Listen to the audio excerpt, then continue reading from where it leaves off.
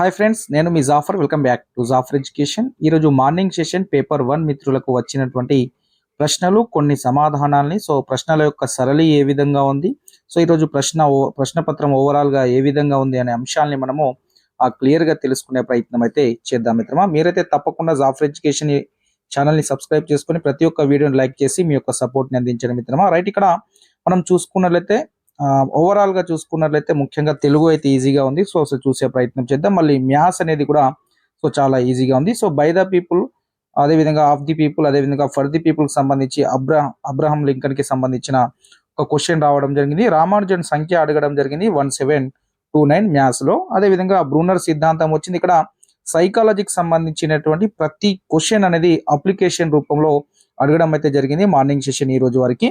ఈరోజు ఎందుకంటే ఒక్క క్వశ్చన్ కూడా వారికి గుర్తుండలేదు అంటే ఆ యొక్క క్వశ్చన్ లెంత్ ఎంత విధంగా ఉందో మనము అర్థం చేసుకోగలం. దాంట్లో బ్రూనర్ కి సంబంధించిన ప్రశ్న అడిగారు. ఎల్సిఎం అండ్ హెచ్సిఎఫ్ కి సంబంధించిన మ్యాథ్స్ లో ప్రశ్నలు వచ్చాయి. ఇక్కడ ముఖ్యంగా మ్యాథ్స్ లో అయితే ఈజీ ప్రశ్నలు అయితే రావడం జరిగినాయి అని చాలా మంది మిత్రులు అంటారు. మ్యాథ్స్ స్టూడెంట్స్ అయితే దాదాపుగా అన్ని క్వశ్చన్స్ రైట్ చేసే అవకాశం ఉంది అని చెప్తున్నారు. నాన్ మ్యాథ్స్ వాళ్ళు కూడా కొంత లెక్కలు అయితే చేసే విధంగా ఉంది అని చెప్పారు. క్యూబిక్ అండ్ ట్రయాంగిల్ ప్రాబ్లమ్స్ వచ్చాయి. అదేవిధంగా సర్పంచ్ అండ్ విలేజ్ సెక్రటరీకి సంబంధించిన డ్యూటీస్ వచ్చాయి. 5 కి సంబంధించినటువంటి మూడవది అడిగారు దీంట్లో. మొత్తము 5 ఉంటే దాంట్లో మూడోది అడగడం జరిగింది. ఇక్కడ మనకు మూడోది ఎక్స్ప్లెయిన్ అనే అవుతుంది. ఒకసారి దాన్ని చూసే ప్రయత్నం చేద్దాం. మొత్తం ఇక్కడ చూడండి మిత్రమా, 5 లెర్నింగ్ మోడల్ కి సంబంధించి అభ్యసన నమూనా. దీంట్లో మనకు మూడోది ఎక్స్ప్లెయిన్ అవుతుంది, విశదీకరించడము.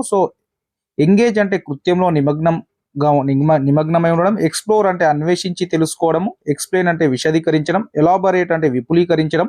ఎవాల్యుయేట్ అంటే మూల్యాంకనం. ఈ 5 లెర్నింగ్ మోడల్స్ ని తప్పకుండా డిఎస్సిలో అయితే ప్రతి సెషన్ లో ఈ ప్రశ్న అయితే రావడం జరిగింది. తప్పకుండా వీటి యొక్క ఆర్డర్ ని గుర్తుంచుకునే ప్రయత్నం చేయండి. వాటికి తెలుగులో కూడా తెలుసుకునే ప్రయత్నం చేయండి మిత్రమా.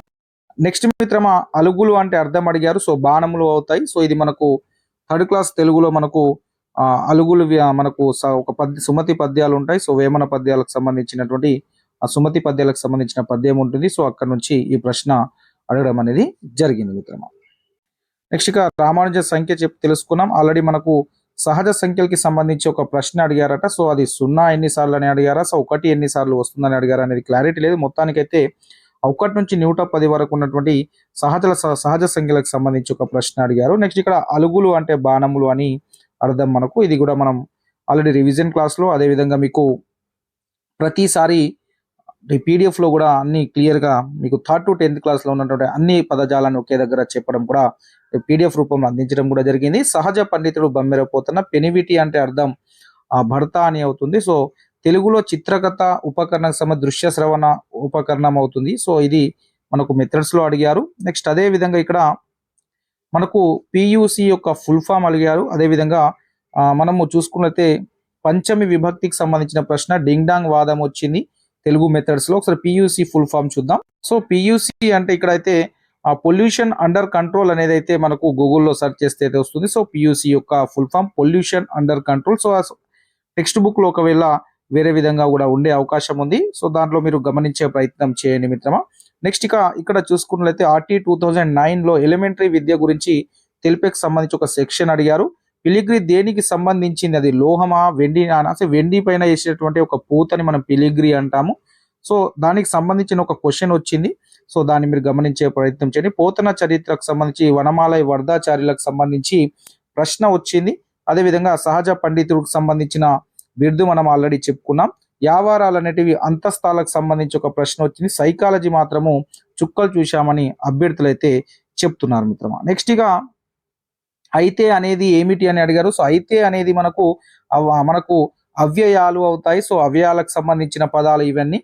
మనకు అవ్యయాలు అనేది రైట్ ఆన్సర్ అవుతుంది. అదే విధంగా ఒక ఆత్మకథ అడిగారని కూడా చెప్తున్నాడు. ఇక త్రిభుజ భుజాలకు సంబంధించి కొన్ని సంఖ్యలు ఇచ్చి వైశాల్యం అడిగారు. Easy questions.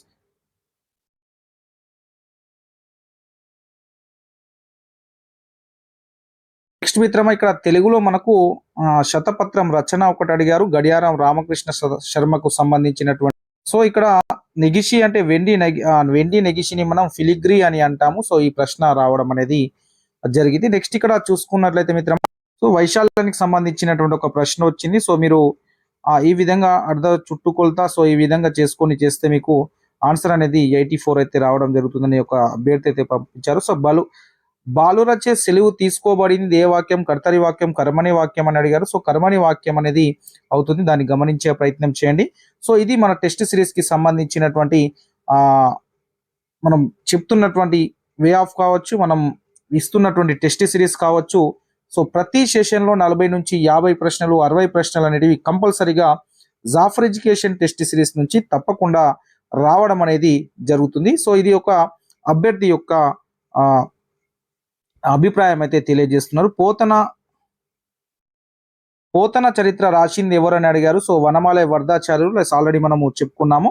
నెక్స్ట్ ఇక్కడ చూసుకున్నట్లయితే ఇక్కడ తెలుగుకు సంబంధించినటువంటి బిరుదులు కొన్ని అడగడం జరిగిందని అడిగారు. SOS అప్రోచ్ ఫుల్ ఫామ్ అడిగారు. మనకు మెథడ్స్ లో ఉంటుంది. రామానుజన్ నంబర్ ఆల్రెడీ మనం తెలుసు. నెక్స్ట్ ఇక్కడ మిత్రమా వర్షంకి సంబంధించిన నానార్థాలు సంవత్సరము, వాన, అదే విధంగా మబ్బు అనేది అవుతుంది. గమనించే ప్రయత్నం చేయండి.